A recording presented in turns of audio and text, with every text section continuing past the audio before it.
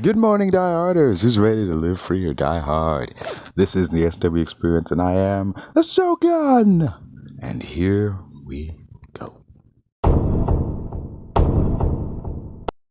Aside from the fact, like, the movie has to make X amount of money, man, like, in terms of the film itself, I remember you saying, it'll have to be the story that makes this film. Because in terms of VFX, there's really nothing it can do that we haven't already seen. You still stand by that Yeah, statement? that's the thing. You know what? I think I won't lie. The Avatar movies are a bit overrated. You know, it's a good movie, amazing visuals. I guess decent writing and whatnot. But ultimately, I'm just not really impressed with Avatar or what it is or what it can be. Like, I was never really engrossed with Avatar. Like, I watched it in the cinemas when it came out, and I left thinking, okay, that was a very nice movie in terms of visuals, but the story, I kind of zoned out several times. So I don't really care much for the property, the franchise. But I guess at the end of the day, it's more about the visuals, because the visuals draw you in and they kind of capture you.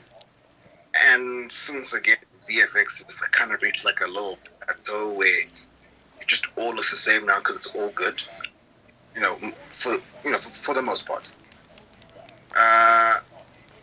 I think at the end of the day, it's just not that spectacular. I know kids are gonna love it. Maybe those movie, those cinephiles who criticize the MCU, maybe they'll love it. Sure. Yeah. But yeah, like, I'll probably see it. I will. But I don't really care much for it. I don't care how much it makes. I don't care if it gets bad reviews, good reviews. I mean, if it does, good for James Cameron.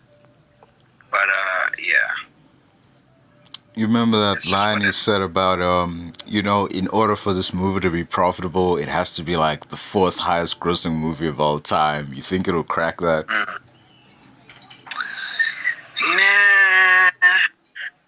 The only reason why Avatar was as big as it was back then was because at that point we hadn't seen VFX to that level. Like, I think it was it ILM who worked on the movie? It was ILM, right? Not entirely sure. Well, it's still a thing. Yeah, what do you mean? ILM was like always working. They were doing the Star Wars shows for Disney. Oh, okay. And I was making other sci-fi films. They did Rival. They always do stuff. They're like any other house. They don't just make Star Wars stuff. They don't just make Star Wars stuff. Any studio can commission. So, yeah, like, I think back then, I hadn't seen anything of that caliber. That quality, that caliber, that clarity, that realistic. We'd never seen it, ever. Ever. And when we saw it, it was spectacular. And because it's spectacular, people want to see it. There's hype around it. So that's really the only reason why the movie made so much money. Because if you think about it, this movie was the first movie. It wasn't a sequel. It wasn't a franchise that was built. It was just the first movie of an incredibly visually stunning, film. The first one. There was no reason anyone checked that movie out. There should have been no reason people watched that movie.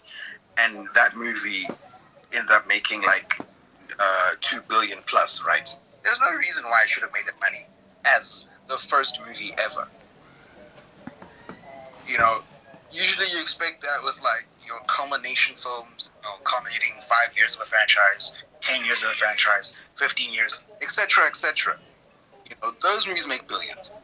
But the first movie in an installment doesn't really get that spectacular. Like, the only way you can get that successful as a movie is if there's like, one, if there's goodwill on the director, right? One. Two, again, the visuals are stunning. And then two leads into three because we talk about it. Oh my God, this movie is so amazing. Titanic.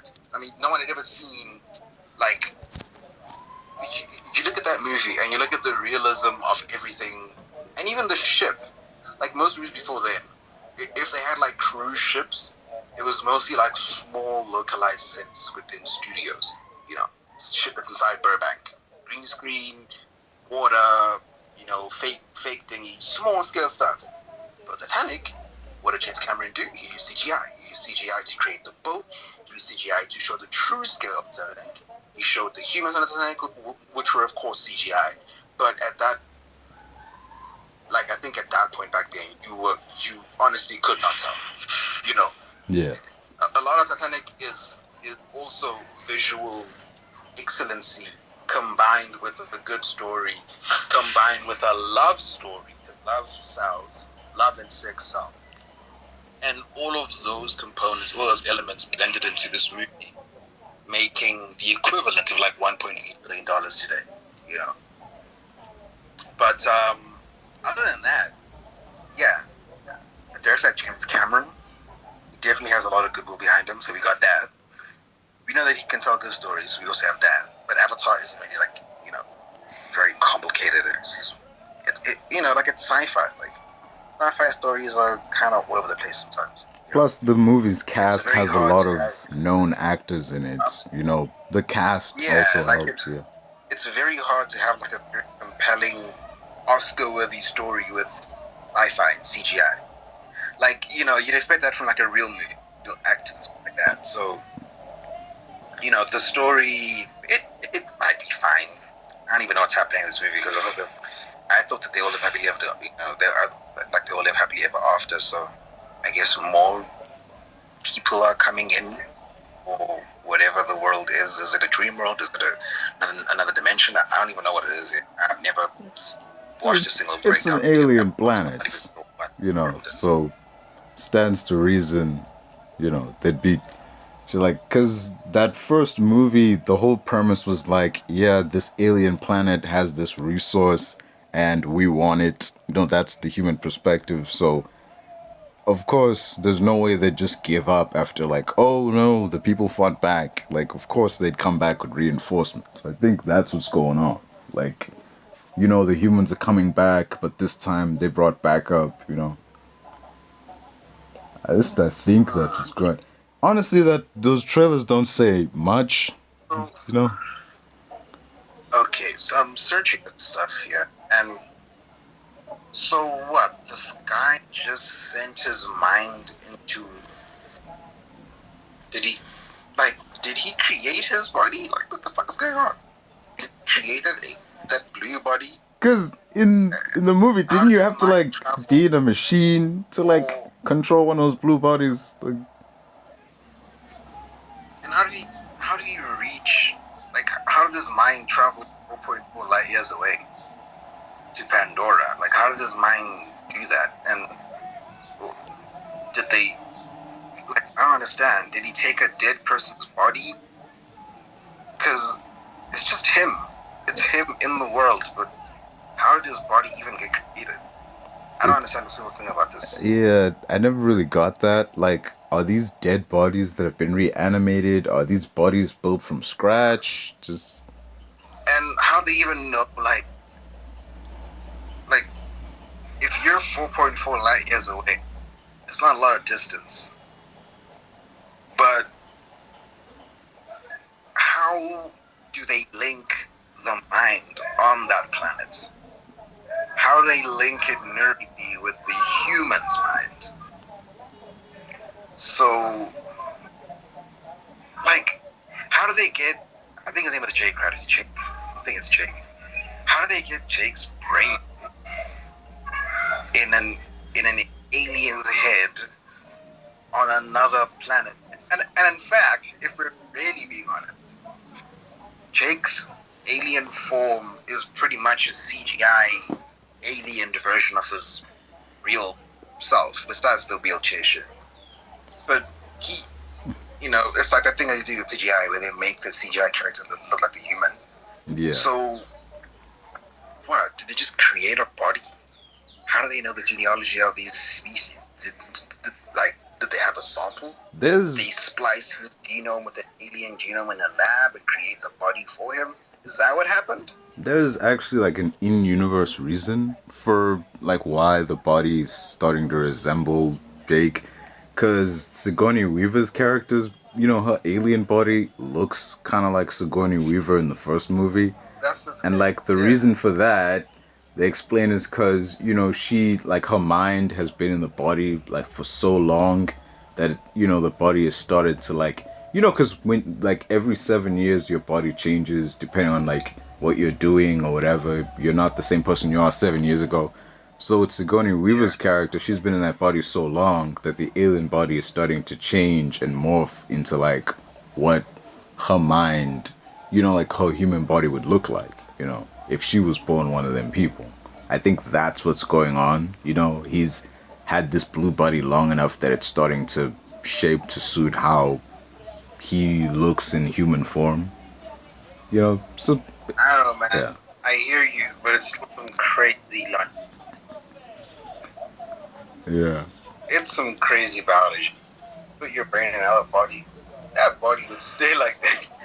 So yeah, some pretty interesting rules of. Like Charles in X-Men. What's this? Days of Future Past. Yeah. That was weird, man. And they still couldn't explain that because it's like, does he make everyone Patrick Stewart and he is just a random guy? Like, if he looks in the mirror, is he just some guy? Or can he ultra consult to see him? Effectively, I mean, look, think about it this way. If you project an image in your mind that you are actually this person, right? And you could also project it into your own mind that I look like this person. Would you just be that person permanently? Because not only do you perceive yourself that way, but everyone else does as well, even animals. So are you really that person at that point? Like, it's confusing, You know what I mean? dude. Yeah, man. Like, if like when the X-Men and Magneto and them look at Charles's new body, they see Charles, but in reality, is it just some dude? Like, and who can see? I think the only person who can see what really is would be like a god level, or maybe Magneto when he has the helmet on, like he could like see Charles's bullshit because his powers don't work when he has the helmet on. So kind of turned off, yeah. Yeah, I guess. So weird. They never explain it. What It's just I'm back. What if like permanently was up?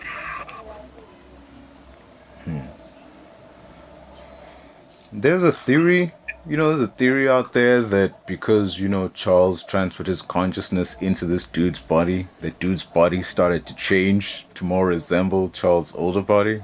Like, I mean, like, that to me makes no sense because that's not how that works, dude. Like, it's like putting Brad Pitt's brain in my mind, and then Brad Pitt become me, or I become Brad Pitt. Like, what do you mean? That's not how that would function, man. Like, it's a medical side out of the window. I mean, cause sure, that person's body would take your mannerisms and like gestures and how you walk and talk, but it would still look like that guy. Yeah, they should have just made it a clip. Like, hey, this is so much harder. He could have just made it a clone. Yeah. It wouldn't be out of the... I mean, they kind of did in the comics, dude. Like, when Charles died... Yeah, because the comics is like everything goes, Yeah. The X-Men can literally pop in at any time. But I guess these movies are so, like, closed off from one another. Oh, that you really can't explain much. Because not much has been established. It's so weird, though, man. Like, with... Easy stuff. Yeah. Easy stuff, yeah. But man, obviously, acting not for everyone. Not everyone can act, but just that state of like memorizing lines and then saying them, it's like a very. And again, this will play into your skills as an actor. You being able to like say that line believably in conjunction with your co-star, that's the magic. that's why people like Harry Styles got a lot of criticism for that movie that he did, because he just didn't feel like he was really in it. Really? Yeah, he got a lot of flack. They criticized his accent. They were like, I don't know if it's British or American. They criticized his What is Harry Styles? Is he British or American? Huh? Is Harry Styles British or American? He's British. They're from Britain, all of them. X Factor, Simon Cowell. Oh, Remember? okay. Shit. Yeah, well, 1D is British. Alright then. Shit. But yeah, people aren't really liking his new acting shtick, because he's just not a good actor. This is a kid from fucking Birmingham who, went to X Factor to sing. They placed him in a group. It was actually in fact, it was Kelly Rowland. Kelly Rowland literally formed One Direction. Kelly Rowland and Nicole Sorchina, they formed One Direction and Little Mix. Because back then, the judges used to create groups to sing, because again, it's a test of how well you can sing with others, how well you can adapt. They still do that on Idols. Yeah. One group would become Little Mix, and the other group would become One Direction. So, he didn't know Niall, he didn't know Zayn, he didn't know any of them when he actually arrived to X Factor. He was just a kid with a dream, wanted to sing. He was placed in a group in the competition. He won as well as the others, and they were placed in a group, and they formed a group. Simon Cowell gave him a recording contract because he's like a Sony A&R. But Harry's just a fucking kid. He's no actor. He's no actor at all. Never went to acting school. Nothing. I mean, I'm sure he has an acting coach, but it's very clear that he is not an actor. I mean, people fucking. It's weird because his first movie was the Christopher Nolan movie Dunkirk, and he got nothing but praise out of that movie. So it's strange how things have turned now. How do you start off so hot? Yeah. See, the thing is, in that movie, he didn't have a lot of singing. It was mostly action oriented, and they praised his performance. But now that he's in a more toned down scenario, and he really has to act, because if you're in a war movie and whatnot, there's not a lot of acting that needs to be done other than shouting and grief and anger. Those are very easy emotions to fake. But if you're in a toned down movie that needs heart and soul and connection, an intrinsic love connection, that's much harder to fake. And that's why this new movie has caught him out for everyone. That one with Florence Pugh. Yeah. Oh, damn. I heard he had a sex scene in there. Wait, you seen it? Hmm? Have you seen it, though? That new movie with Florence Pugh.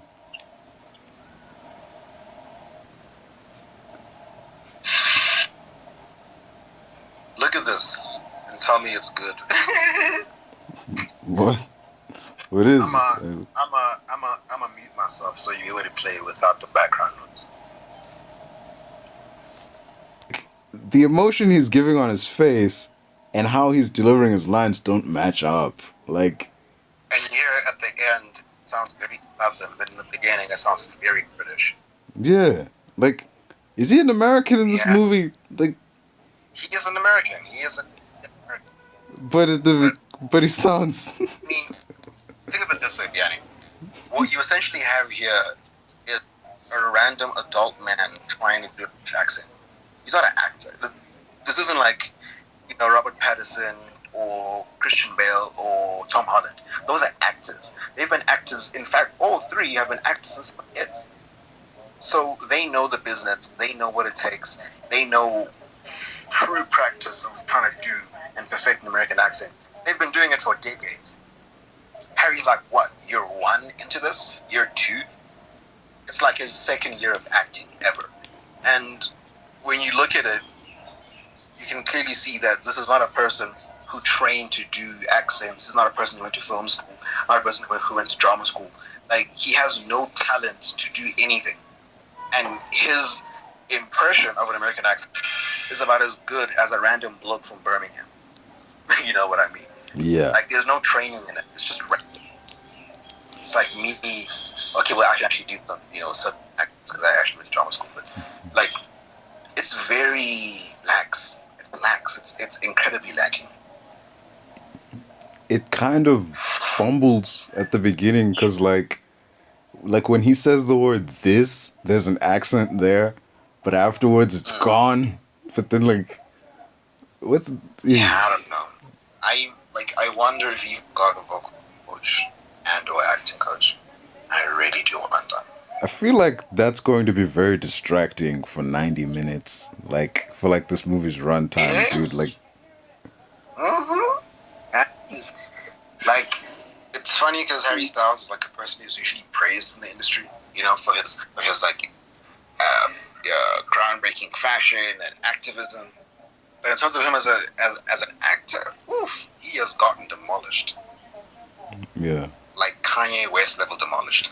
People are literally angry. Like cinephiles are angry. I'm not angry. I don't care. But people are legitimately angry that he stepped into this movie with the level of skill, which is non-existent. Like, people are legit angry. You think it was cast off name recognition alone? Well, he's dating Olivia Wilde. I mean, she's the director. Yeah, but like... Yes. So, a lot of people think it's like very astute.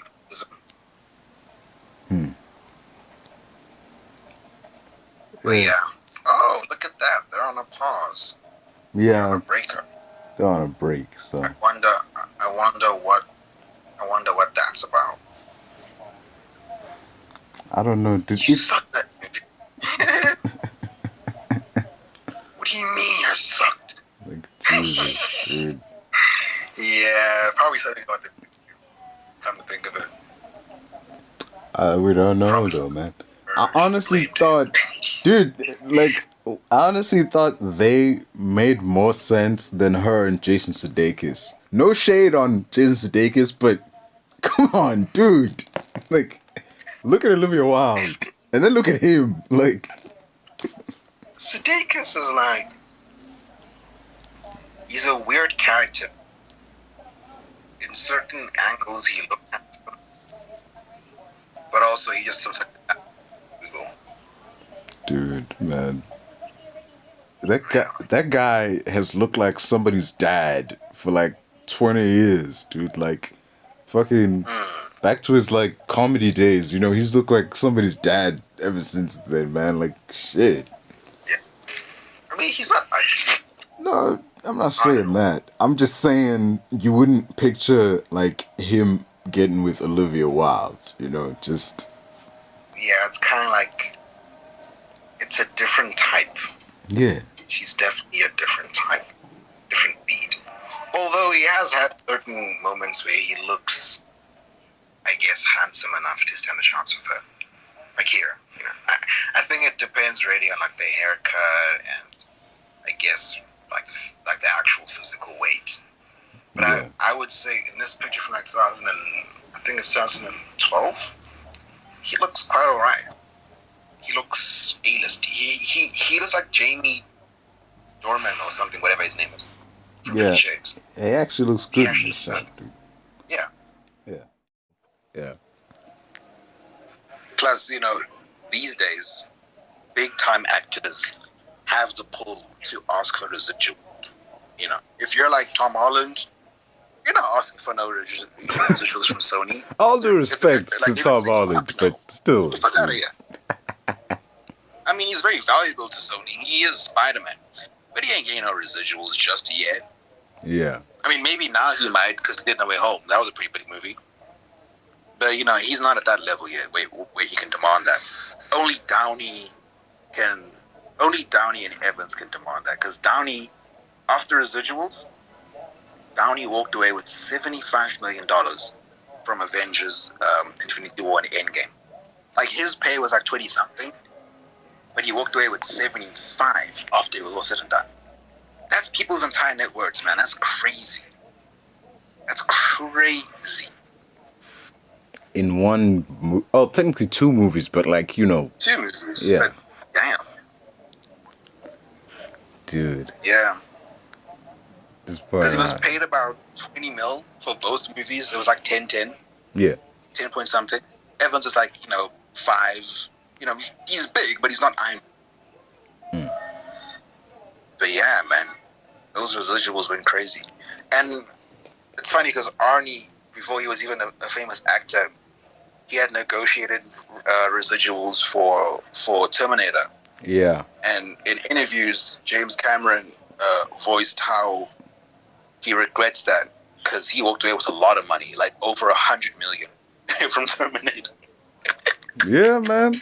He walked away with a lot of money, and he was like, "Fuck." He kind of fucked us because, they didn't know how much money the movie would make, but he just threw in a random number. Well, it was actually his agent. He was like, "Give me 12%." They were like, "Okay, fine," and then that became 100 mil. So after that, it was definitely changed up. It was kind of like the rules surrounding what actors can demand, what percentage. It was changed up since Arnie picked it up. Yeah. Remember with the first movie, he got X amount of money with each word that he said. So he had very limited dialogue. But if he'd gotten paid solely based off of that money, it wouldn't have been a lot. Because the Terminator didn't say much. But the fact that he was smart enough to ask for those residuals, it shows he knew what was up. Yeah, he knew what was up. Yeah, because it's funny. Yeah. People think Arnie came to the country like a poor immigrant. But no, that man was already a millionaire when he first arrived to America. When he first arrived to America and he did Mr. Olympia, he was already a millionaire. He was a businessman in Austria, and he was quite successful. He had some construction company. But Arnie has been rich, and he knows business, and he knows what to negotiate for, and he knows projections. Yeah. So it was a very smart, him and his agent, it was a very smart business move on their end, considering he went from Hercules in New York to fucking Hollywood. Yeah. But with even with those Terminator movies, dude, that franchise is so weird. Every studio that worked on Terminator has gone through some kind of calamity since they've done that. I think I sent a picture somewhere on the group. The studio that did Terminator 1 no longer exists. The studio that did Terminator 2 no longer exists. Terminator 3, that studio is dissolved. The Terminator Salvation, that studio went bankrupt. Every studio that touches this property turns to shit. What the hell? I wonder if they'll make more. I mean, should they? If they want to, they can. I mean, dude, they could. They retcon Genesis. They can do anything they want.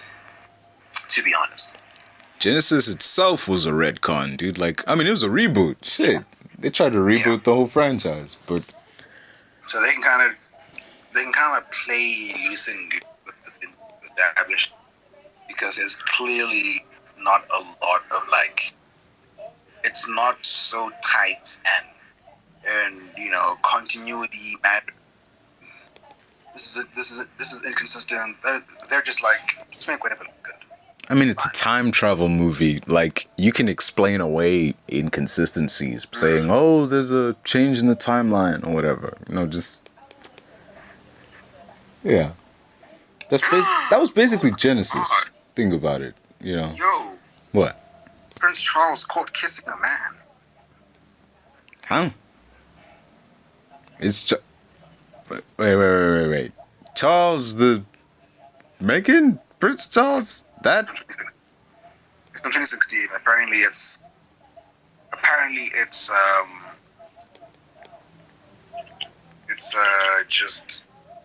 just some UK hogwash.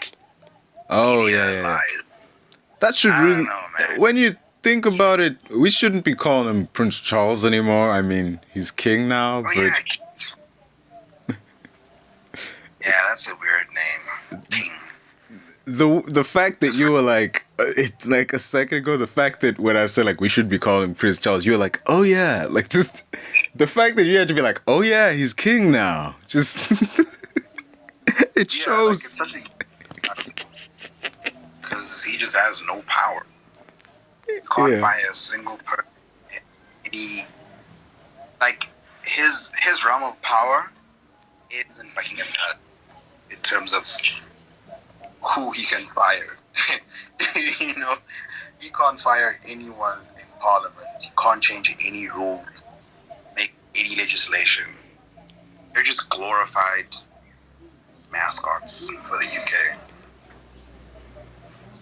I would say it's sad, but it's not. I mean, like bunch of rich white people living in a big ass house. You know, it is. What about your life is sad, dude?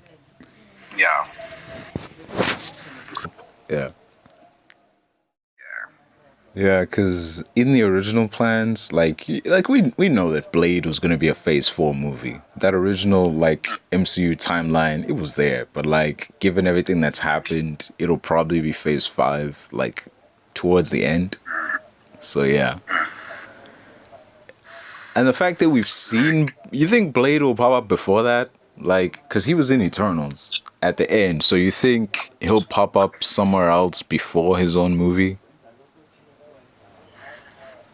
It depends, because again, I think for me the craziest, like the craziest,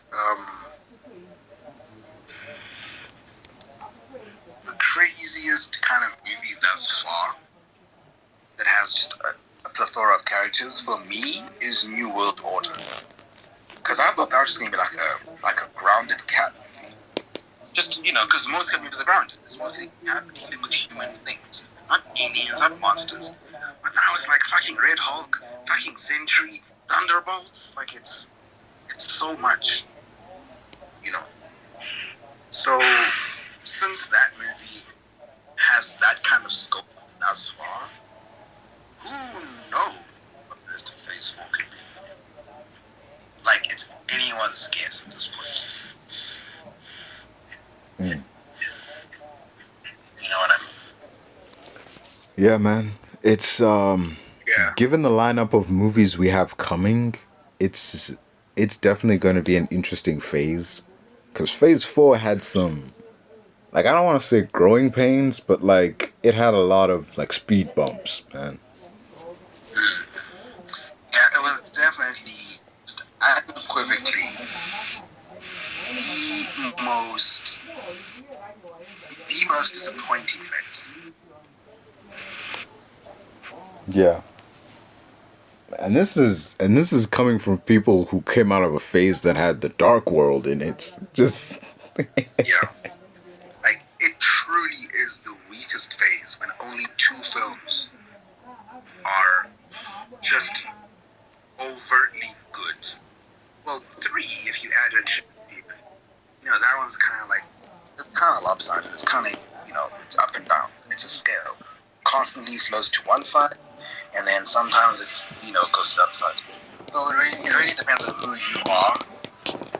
But some would call Shang-Chi okay, fine, but not good or great, like No Way Home or Wakanda Forever. So it kind of depends who you are and where you lean into things. But for me, that movie was good. yeah. It wasn't great, but it was good. I would watch it again, like right now. But Yeah. No Way Home and Wakanda are just in a league of their own. In terms of that movie, Act 1 and Act 2, in terms of the action, the fights, the story, everything was really good. It's the third act when they get to like that hidden kingdom and there's all these monsters. That's where it just is kind of break apart. Yeah, but also I understand because what direction could they honestly have gone? Like is this mystical village, like, is it on another planet? Is it in another dimension? Like their options are very limited. You could probably say it's like a disguised city, like Wakanda, Talocan, and because you look at Kunlun. Kunlun is the same thing or very similar thing to Shang-Chi to his mother's world because Yeah, but it's a that's portal that explained. takes you Like, to another dimension. yeah, But it's a dimension that is in line with our dimension. It kind of like it lies on top. It's kind of like the clandestine. So basically, I think right now in Marvel, and in the comics, it's much more. It's much more, obviously. But right now in Marvel, in the MCU, you have Earth, you have Midgard, you have the clandestines in their realm. You have the Asgardians, but then the planet is dead, so they're on Earth now. But you had initially, you had the Asgardians on, but also it's not really a dimension. It's more like another planet, to be honest, because you travel the Bifrost. When it comes to dimensions, you only have Midgard, the Midgard dimension. That's also in the same dimension as Asgard and other planets. You have the clandestine dimension, which is like another dimension altogether. It's like light and dark. You have the quantum realm, and then you have you also have Kunlun from Iron Fist, yeah. and then you have the Shang-Chi one. So it's like a burger. It's like a stacked set of dimensions, but they're all next to each other, which is why it's easy to travel between them. Like if we had Most of to, which have portals on Earth, weirdly enough. if we, Which makes you think, what the hell was Earth millions of years ago? 10,000 years ago? Like, what exactly was Earth back then?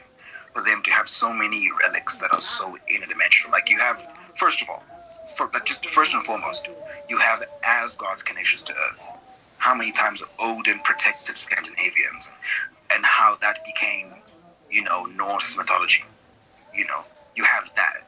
You have the Bifrost being in Tunsberg, not the Bifrost, you have the Tesseract, you have Eternals, you have these portals that take you out of dimensions. Like, Earth is like a ground zero for so many things. It's weird. yeah, it's like personally, I think it lends back to this old belief, like thousands of years ago, there was a belief like planet Earth was the center, and like every other planet revolved around it. But then like we found out actually it was the sun. But I think in terms of all these other civilizations, like Earth is the center of the universe. Not in terms of our solar system, but in terms of like if you had to map out the entire universe, Earth would be dead center.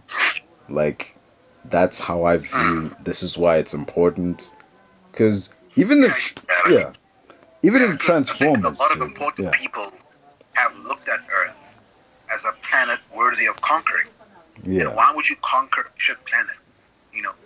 Why would the Frost Giants want to conquer Earth? Why? Why would Loki want to conquer Earth? Earth clearly has some merit to it. It's not just a trash planet full of, technologically unadvanced beings. It's actually quite a miraculous world. also in the MCU at least, plus, yeah, even in our world, you have like, how did the Egyptians build the pyramids? Because actual architects are still stunned to this day. Like, you would need machinery that weighs thousands of tons to move these rocks. No two humans can move them. No two humans, not even 10 humans could stack them. Like, it's always like a wonder how they built the pyramids and what technology they really had. How do they build the Mesometeric towers? How did they build the Aztec ruins? How do they build anything? fucking Stonehenge, man. Just Yeah, Stonehenge. Like, what the fuck? Stonehenge, pyramids. It was actually revealed, funny enough, that the Sphinx existed before the Egyptians. Like, they found it there, and it's theorized. Now, this is theorized. The Sphinx being there before, it's confirmed, but it's theorized that when they discovered the Sphinx, it had a different face. it had a Like, nose it for wasn't this starters. humanoid face. It was fully an animal. It was like a dog or whatever, but they ascribed it to their religion, and they kind of assimilated it, because the Sphinx, and in Egyptian mythology, it's like a protector, it's like a guardian or whatever. But the fact of the matter is, the Egyptians found the Sphinx. You gotta ask yourself, well, then who the fuck made the Sphinx? You know, it's very interesting how anything in our world ever came to be. Yeah, man. It's definitely raises questions, man. Like this theory. I remember this, like, dude. Like, man, I genuinely, like, this is some when I heard it, I thought this is some bullshit. But then I actually started thinking about it. I'm like, it does make some sense, though. There was this theory that, humans weren't actually the original inhabitants of this planet, and that our DNA actually came in on the asteroid that killed the dinosaurs. Yeah. Yeah. It's weird.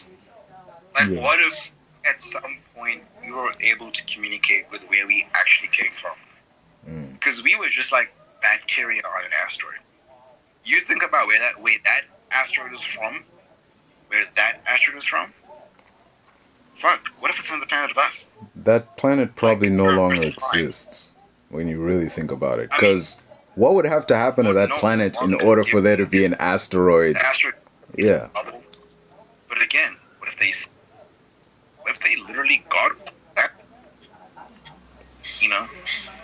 We probably, these days, like, the germs that we have on our planet, the terrestrial germs, all that they're good for is like bug and aquatic life.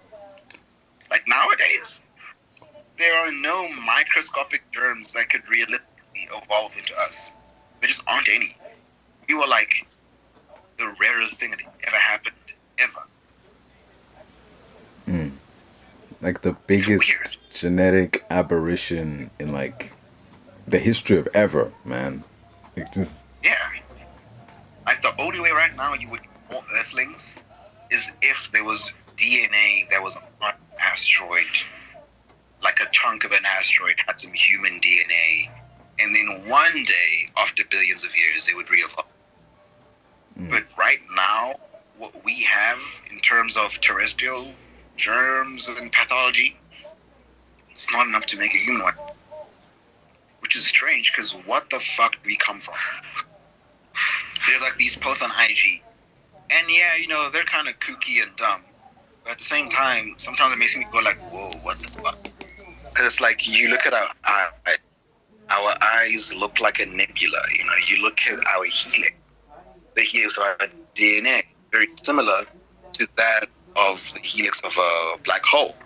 You look at like the iris looks like an exploding black star, like it looks like a nebula, like and also there's the fact that we come from carbon, and carbon is the most prominent element in the universe. It's the most constantly occurring element, and that's from Neil deGrasse Tyson, so he knows what he's talking about. Like, we are literally one with the universe. Our particulates, they come from space. We are space. Like, it's so fucking strange. It's crazy. It's crazy to think of. Yeah. As carbon-based life form, we come from outer space. We're carbon. So fucking weird.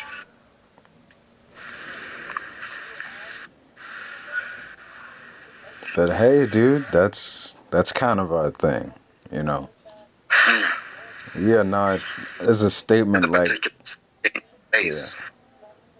That is strange to me. Like we're not really. Thing is, the fact that we have no natural predator, like, it shows that we're not really part of the food chain. We're on our own thing. Cause like and also, if you look at it, you can't really, in terms of evolution, our predators would have to evolve separately to us. But a lot of the animals we have, we kind of bred, domesticated, and just, we kind of created in a sense. Or rather that they evolved alongside us. Like a lion, a lion can kill us, but we can also kill lions. They're not at all our predator. Yeah. But you look at, if for some reason, let's just say that we did come from another planet. We literally did, right? Because asteroid has just, exploded, planetary, material, terrestrial material. Because rocks, they don't just pop up in space. They don't just happen. It's part of it. But we clearly came from some unknown planet. And I know scientists are still working on figuring out where exactly the planet it was.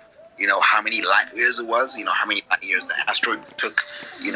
And all that.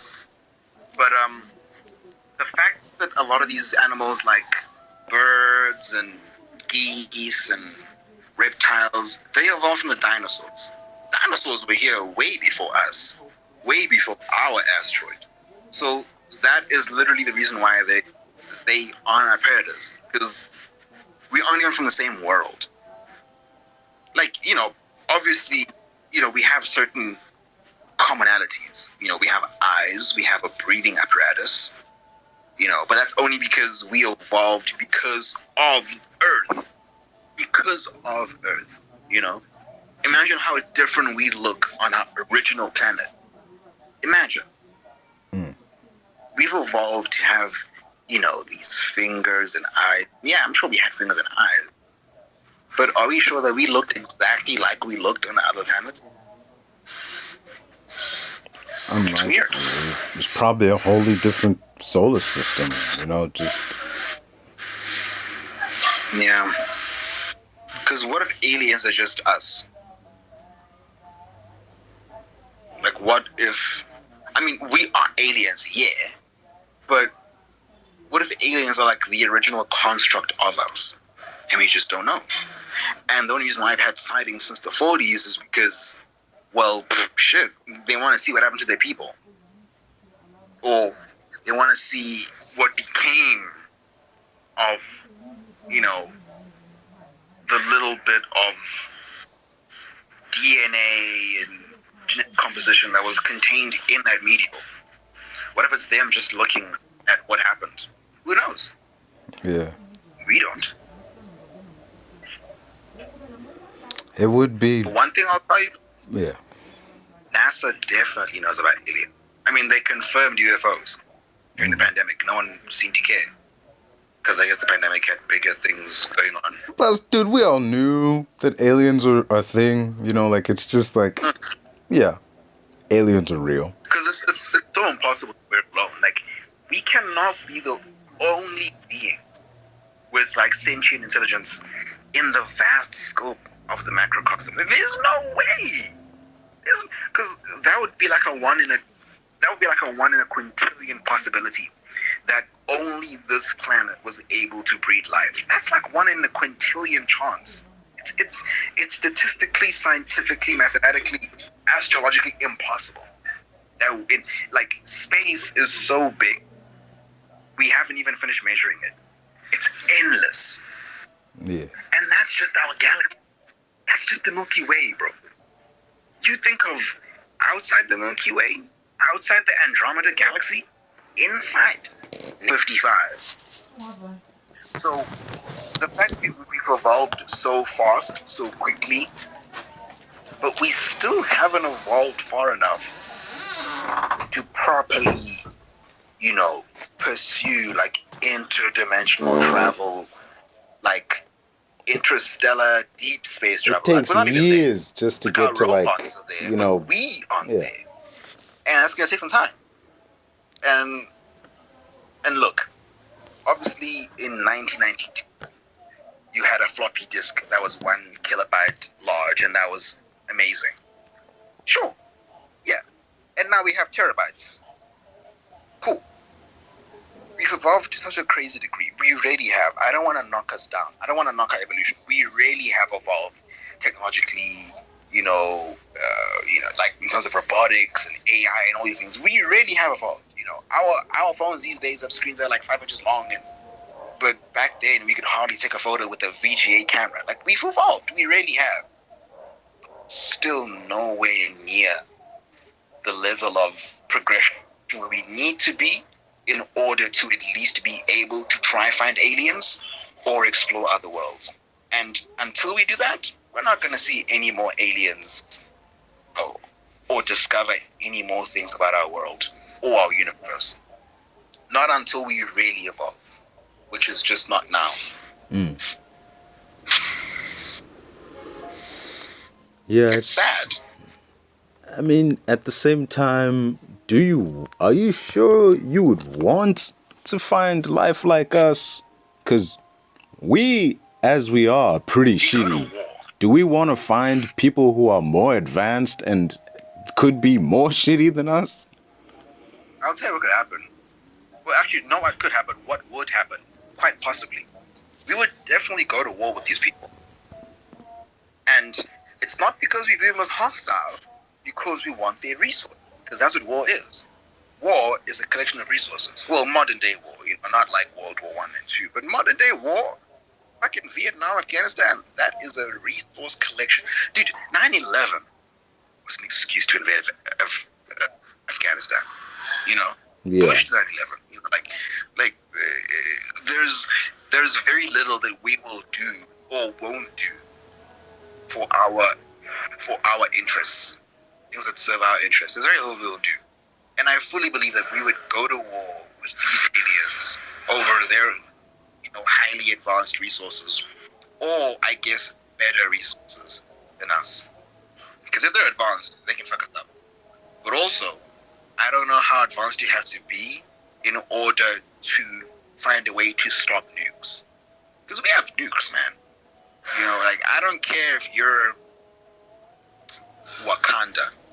If we nuke you, there's going to be destruction. We've seen what water bombs alone did. We've seen that alone. Water bombs. It's not acid, it's not, this. It's a water bomb. Water is probably the most destructive material on this world. The most dangerous and destructive. Because water in abundance is heavy.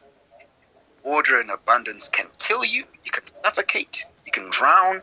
Water is so destructive. People don't realize this. Pressure can crush you, by the way. Water pressure can crush you like a can, dude. It's like when you are in the Mariana Trenches, the pressure there is enough to crush a conventional submarine, which is made of reinforced steel. Only high grade submarines that the military has can go under there for exploration missions. But any other conventional one, like a tourist one, crushed like a paper cup at a house party. It's crazy. Water is so dangerous. But if water can deal that much damage to Wakanda, dude, a fucking nuke would, come on, it's a nuke. Obviously Wakanda has their own nukes, I'm sure, because I don't think that Wakanda can be taken down by any natural superpower. But also, Talocan is no ordinary superpower. They're Atlanteans. They have these high-tech water bombs. They're different. Talocan and Wakanda are Earth's greatest superpowers. I don't think France, Germany would hold a candle against those nations. But if we're speaking realistically now, away from movies, if we had to nuke aliens, if they don't have a ray to, catch the nukes mid-launch or whatever it is, or nullify them, they're dying. So I think because of that, we would definitely go to war if we were able to gauge their capabilities as a civilization. If their military force is weak, because the thing is, right, you can have a highly developed nation, country, whatever, but they can also have a weak military presence, and that's the thing. So if these aliens, as high-tech as they are, right, if we would ever meet them, if we were to find out that they have a weak military presence, we would take all their shit and kill them. We definitely would. Without a heartbeat. That's basically the plot of Avatar, man. That's just... Yeah. Oh, is it? That's circles crazy, right back around. Shit. Yeah, crazy. But yeah, dude, especially the US. Yeah, South Africa's corrupt, whatnot. But yeah, but we're not evil, US, man. Russia and China. Yeah. Those are the superpowers of the world, military-wise. But, oh my God, they would definitely invade. Definitely. And America would be first.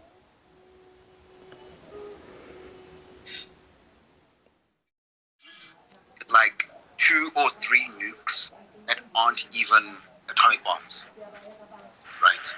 Let's say they're like your conventional nuke, which is not atomic. It's like what is it? It's hydrogen. Yeah, It's H bomb. Yeah. That's not as dangerous, you know, as like nuclear or fission nuclear, or even like red atom. Because atom bomb is very dangerous as well. There's fallout So there. The initial explosion isn't that big. It's the fallout that's what gets you. Yeah. Yeah. So if their potency isn't as strong as our potency, they're fucked. And if they have no military because of their, evolved peacefulness, they're fucked. So it'll only depend on those kind of factors.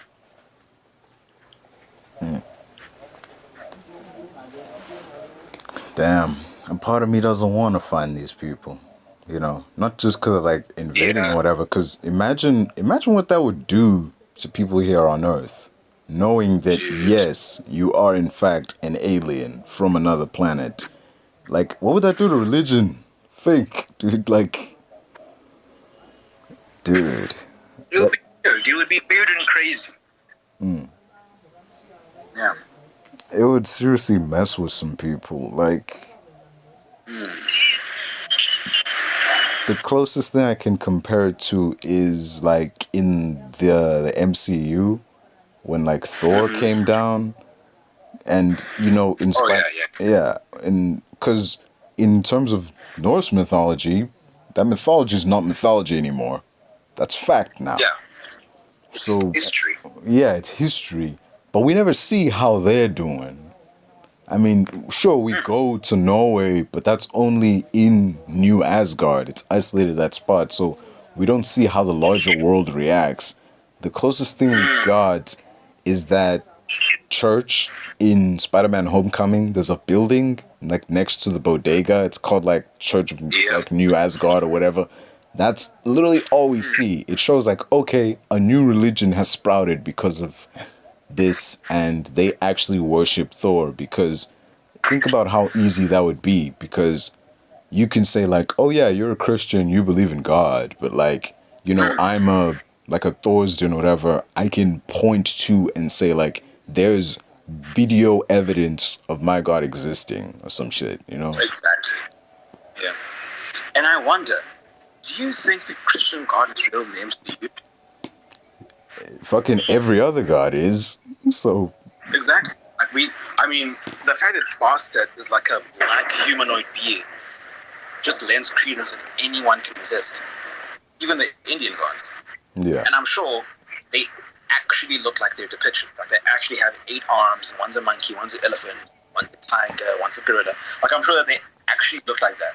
Mm-hmm. If they would even be depicted in MCU, because Bast's true form is a giant panther person. Her, I guess, what would you call this? She can turn into a humanoid creature. You mean her avatar? I would assume. Yeah. No. That's an avatar. That's different, because you're taking a person who already exists, but she's becoming a person. So I feel like when Bastard met Bashenga, I would assume that at some point Bashenga saw a human form. Because that would fucking scare you, man. Seeing like a 20-foot panther, that would fucking scare anyone. I would think that Bastard approached Bashenga in a form that would be recognizable to him. And that could explain why she has a human form to begin with, because she probably saw the form from Earthlings, took the shape to better, so as to not scare them. And from that, she just kind of got used to it and started using it more. Especially since, you can't really be a 20-foot panther in God City. It's kind of impractical. Yeah. So for the most part, she uses the human form, but she very much can be this greater being, like in Moon Knight, like with Harrow. What is it?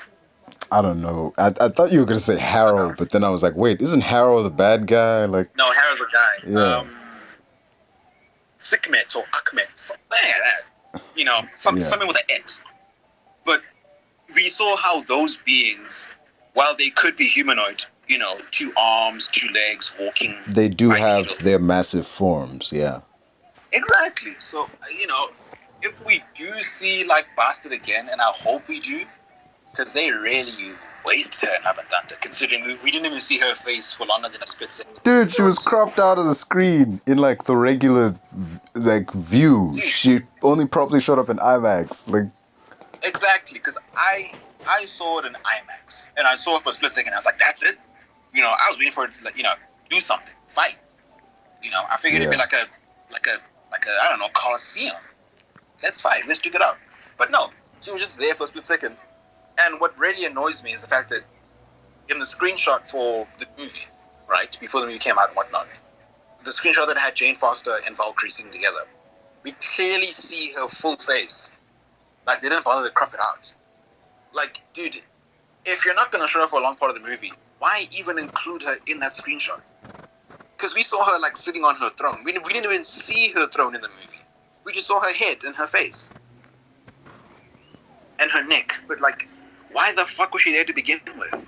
Why? Yeah. She had no purpose. She had no lines, no scenes. They went out of their trouble to cast an actress, a dark-skinned actress, because, again, she would have to be, like, authentically African-esque, given that it's Bastard.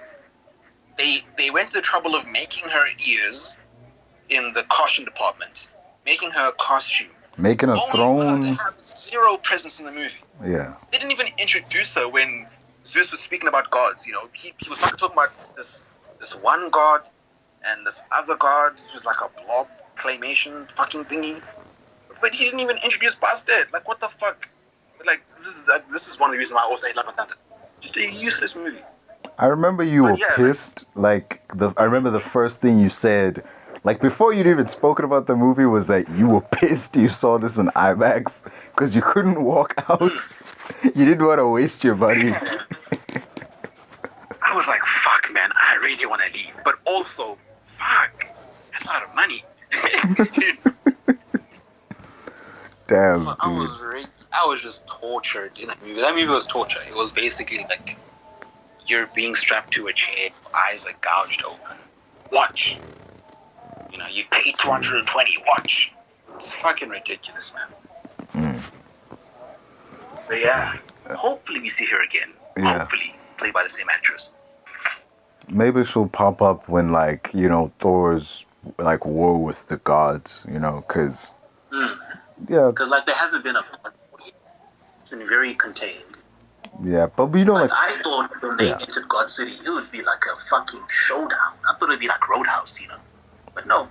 I mean, there was a fight, but it was told. Dude, the common sense dictated, wait a minute. We got a guy who's hunting gods. We got God City. Gore's gonna show up. He must, Common sense dictates. It's gonna be a battle royale. Yeah. I want to see Bast, because Bastard's fucking strong. Yeah. Because of the herb she created can give you lower level power in theory. Because it's weird because it kind of ranges, right? Because clearly one heart-shaped herb can give you Thor power, and another variant of it can give you cap level power, which is such a varying power scale. It's always been a case of where, it seems to me that Black Panther is equivalent straight to Captain America. And yeah, they're not weak. They're both maybe a 1-tonner, maybe a 2-tonner, because that airport feat was tons of newtons of force. So, they are a couple tonner. Fucking T'Challa punched Corvus Glaive. Albeit it was with that kinetic energy thing. But strength had to come from behind there. You can't just be a guy putting on that suit. Your arm would break, Yeah, sure, you're in a vibranium suit, but the suit will give you no ounce of super strength. 0%. 0%. So if you were to punch Corvus Glaive in that suit with the kinetic energy, you would just break your arm in the process, and Corvus would be kind of unaffected maybe slightly affected by the kinetic energy, but you would have to build up the energy. Yeah. T'Challa just punched Corvus, like he punched him, and he was okay. Didn't even shake his hand. So these characters are powerful, but it's so crazy to me that the herb that Bastard gave Bashenga was weaker than the palm tree herb that the Talocanians ate. It's either that, right? It's either it's more powerful, or Namor is just so fucking strong because he's a mutant on top of being born with the heart-shaped herb. So it might also be that. But the thing is, if that's the case, then are the Atlantean soldiers cap level strength? Are they just super soldiers? I mean, we know Atuma is with the stuff he like does. Atuma's strong. Like he makes Okoye. I mean, yeah, Okoye's a human, but Okoye's quite up there in terms of fighters. And she pushed her back while she gouged a vibranium spear into the road. Yeah. He pushed her back then, which is crazy. So yeah, he's a super soldier. The other ones, I would guess they are.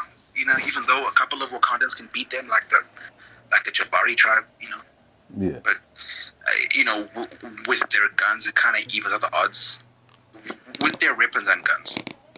But yeah, it seems like not all of them are as strong, which is strange. But also, an army of super soldiers is quite scary. And I understand why Namor is a very menacing presence. Because, like, you know, Thunderbolts are just 5 guys. That's America's best effort. And that's America's effort because the Avengers are no longer controlled by the American government. Yeah. You know, no more supports. Like the best the Americans can do, the best, is Thunderbolts. Plus Riri. But that's the best they can do. Meanwhile, you have Namor here with millions of super soldiers. Millions. It's and they don't, crazy. and it takes a lot to take them down. Because you remember Okoye said like she stabbed a bunch of them. Stabbed them full on, and they stood back up. And they stood back up, which means that they have advanced healing than conventional super soldiers. Because we saw how fucked up Cap was in the Winter Soldier. Like, yeah, Cap was strong, but he got fucked up. Yeah. He got knocked out, and he didn't even get. I mean, yeah, okay. Let's preface this. He was shot like 4 times. Let's be honest. He was shot 4 times. Okay, cool. But he was just kind of weakened after that. He was weakened. These guys were stabbed. The spears, most of them went through their bodies, and they just woke up. So, I don't know, man. The palm-shaped herb? Fuck. That one is potent. Why didn't Bastard give that to them? I think because, you know, in like the movie, like Namor, his backstory, it's like I think it has largely to do with the fact that the herb was grown underwater. Like that improved its properties somehow. But it changed them. But also there was a palm tree as well. Yeah. The palm tree that the bracelet came from, which means that, you know, there was some non-subterranean herb. I think what happens is, with the herbs that we see in the ocean, it's what they took after they became, you know, Atlanteans, Talocanians. It's what they took after they became blue, and then they went in the water and whatnot. And also, here's my question: if the palm-shaped herb and whatnot is stronger than the heart-shaped herb, then why did Bashenga get the weaker variant from the literal god herself? Unless they're lying. Unless Bashenga never met Bastard and he made it up. I mean, clearly she's real, yes. But maybe he made it up. I don't know. You know, it's kind of like Christianity and, you know, how much is true. Because Jesus was a man who lived. Like, you know, history can prove that now. He was a real man in Jerusalem and whatnot. The only thing we can't quite prove is, like, God and him resurrecting and all that. But we can prove that he was a real guy. So it's very confusing to me when, like, certain things become inconsistent because, okay, let's say that Bastard actually did meet Bashenga, right? She did. why would she give him a weaker variant of the herb from an asteroid that went to two different spots on the planet? And even with that, why would Bast come to Earth after the asteroid hit? Was she doing a visit? Was she just scouting planets for the next hero? Like, what was she doing on Earth? Because we know that vibranium has no connection to the heart-shaped herb. Or maybe it does? Does it? I don't even know. I'm not even sure. I just thought that it was like two things that were complementary. You know, an advanced metal plus super strength. I'm not sure if Bastard has much to do with vibranium. Because vibranium is a meteor. Why would Bastard send a meteor that could potentially destroy Earth? I think that it was a happenstance, a lucky happenstance, that when vibranium, because it seems to me that vibranium hit Earth before any civilization, and it was just buried there, waiting. To the point that a whole mountain was able to grow around it. Yeah. The Wakanda backstory that we see in the first movie, it seems to me like this asteroid crashed millions of years ago. And then when the first humanoids started evolving in Africa, they discovered vibranium and they used it. And after they began using it, then Bashenga came, and then she granted them the strength of the heart-shaped herb / Black Panther, the strength of the Black Panther. And then they became super. And then one guy became super strong, at least Bashenga, the first Black Panther. And then from there, it's been passed down from the family through generations upon generations upon generations. But it seems to me that they used vibranium first before they had a Black Panther. And they were able to fortify the Black Panther mantle by adding a vibranium suit. Because Bashenga didn't have one. He just had those saber-tooth. He had like a saber-tooth necklace, loincloth. Maybe like some vibranium. I think it was like a shield and like a spear. But he didn't have a suit. A suit's like a modern day creation. Maybe like 100 years ago, maybe even more. We don't know. Because Wakanda's so developed, it's very hard to pinpoint when exactly they created their first suit. It could have been in the 1800s, because, hey, if you have samurais back then who had, like, armory, if you had people in the Middle Ages with full body armor, then why can't people in Wakanda also have a Black Panther suit at that point? I would assume that the suit probably evolved over hundreds of years to now be this sleek, form-fitting thing, but it probably would have acted similar to conventional methods of armor and protection back then. Yeah. However, it also might not have been, because you look at the Black Panther, they have to be nimble to get around. If you're in a clunky vibranium suit, I don't think that would be intuitive. So I guess in theory, the suit was always sleek and form-fitting. Like, it seems to me that the history is like, no suit, no suit, no suit, no suit. Just, random animal cloth and, the Wakandan saber-tooth necklace and whatnot. It's just that. And then one particular generation created the suit. And then that Black Panther from then on had a sleek, form-fitting suit. How long ago that was? Honestly, that's up to Brian Coogler. Because I would love to see a stylized, Black Panther suit from like 1605. I'd love to see that. It would definitely lend to the history of the region. It shows there's always been a Black Panther from... Judging by how the suit looks could show like how long there's been a Black Panther. Because if it has like inspirations from like, the Middle Ages or like samurais, then it could be like, they've been around since then or predating that or whatever, because the suit didn't really have much practical use until, fucking King Shaka and them didn't have like clothes that they wore in the battle or whatever. They did, but they didn't like defend them or anything. They didn't have armor or whatever. So it stands to reason that the Wakandans during that point in time wouldn't have one either. But once the 1800s rolled around and enemies from, explorers came over with guns, then you'd have to have like, we need something that can protect us and. So if the citizens alone have that, then it stands to reason that they were fighting, conquistadors and shit with the Wakandan, with like a full-fledged Wakandan body armor, suit of armor. Yeah. You know what I mean? Yeah, it definitely fits. Even the Talokanians, they wear like vibranium in their attire because when Namor comes out of the water, and Ramonda asks him like, how do you know about vibranium? Shuri points out like he's like, Mom, look at him, he's covered in it. Like, yeah. Crazy. It shows like these two civilizations were able to fend off any incursion into their territory largely thanks to them being strong by the heart-shaped herb and the palm-shaped herb, as well as their access to vibranium. It's not just in their weaponry, it's in their clothes too. Exactly. And I think the Talokanians probably would have done better than Wakanda, simply because even their soldiers, not only they have vibranium, but they are Atlanteans, so they have super. So it's not just like the Black Panther who's strong, It's not just Namor who's strong. It's everyone. Everyone is strong,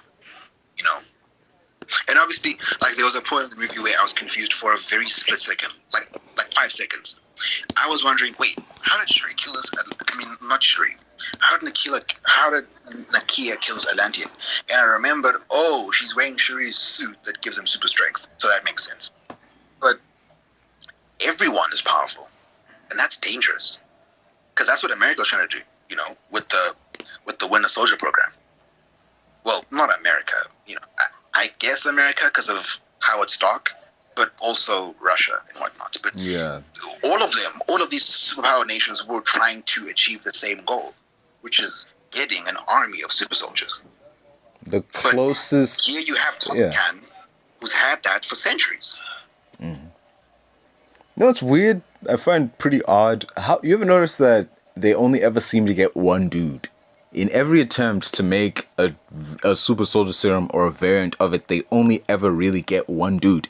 Russia got Red Guardian, America got Captain America, like Bruce Banner's... when General Ross had the super soldier serum, all he got was Blonsky. So they only ever get one dude. And Hydra had... Granted, there was that kill squad.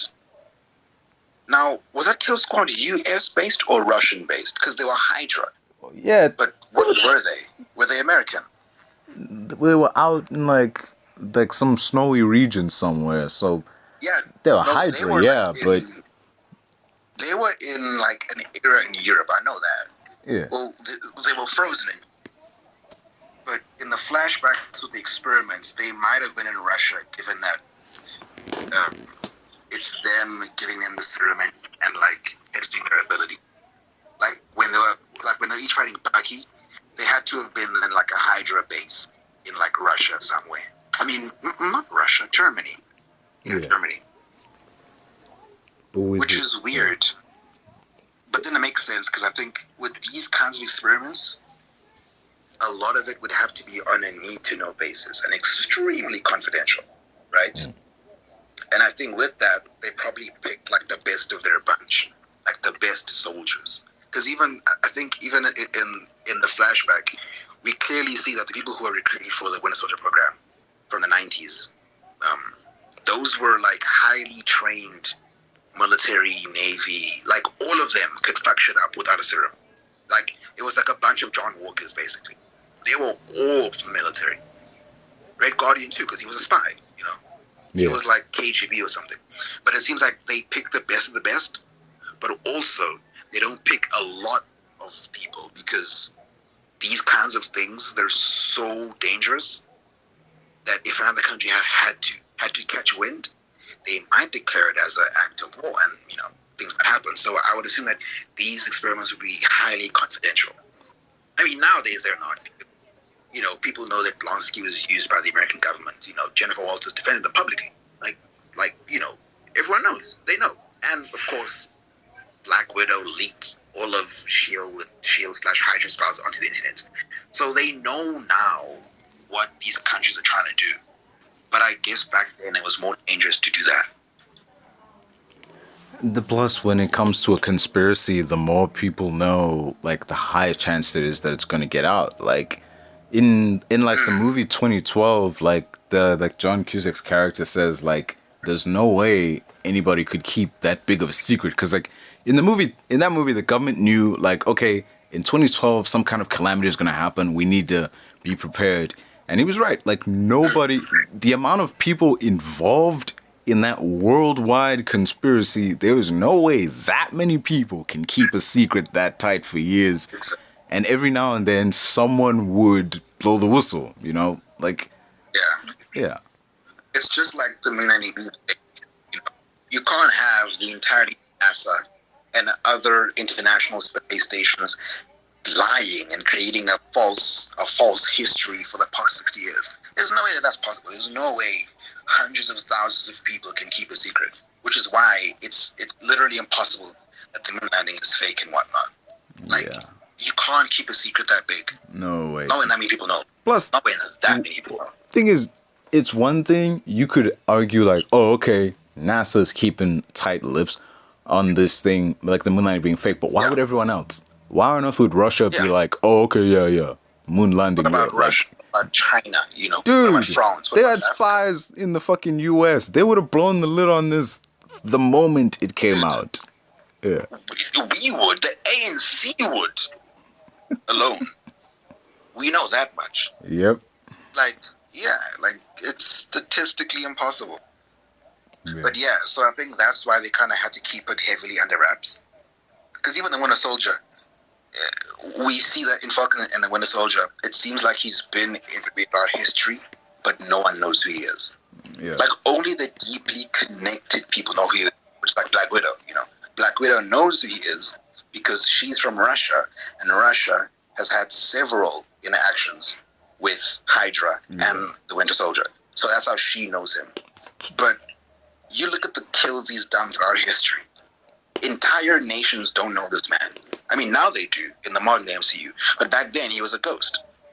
He was a fiction. He was he was like the Baba Yaga. No one knew him. It shows that Red Room and Hydra were two different organizations, because, like, Nat said that she ran into him. Not like they were working together or anything, but, like, she ran into him on one of her ops. Yeah. So it shows that at some point, like, both these agencies were tasked with, like, either taking out the same guy, or, like, Nat had to protect somebody, and then in comes Winter Soldier. Who was being chased off because that's how she got shot. Yeah, you're right. Yeah. She was protecting a person of interest. And then in order to kill that person, because he still did, in order to kill that person of interest, because I think Black Widow was shielding it, he shot through her and then killed that person, which is kind of a crazy skill to have, by the way. But yeah, he killed someone by shooting them through someone. Miraculously, Black Widow survived. So I won't give up, I'm gonna make it to the top. I don't care what's in my way, I swear I'm never gonna stop. I could fall flat on my face and I swear I will get back up. Cause I don't deserve a thing and the road ahead is tough. They'll try to kick you while you're down. They wanna rise up while you drown. They wanna fill your head with doubt. They're silently scared that you'll figure it out. I'll make it look like I'm losing. Won't bother hiding my bruises. And when they finally think you're wounded, then it's your chance to be ruthless.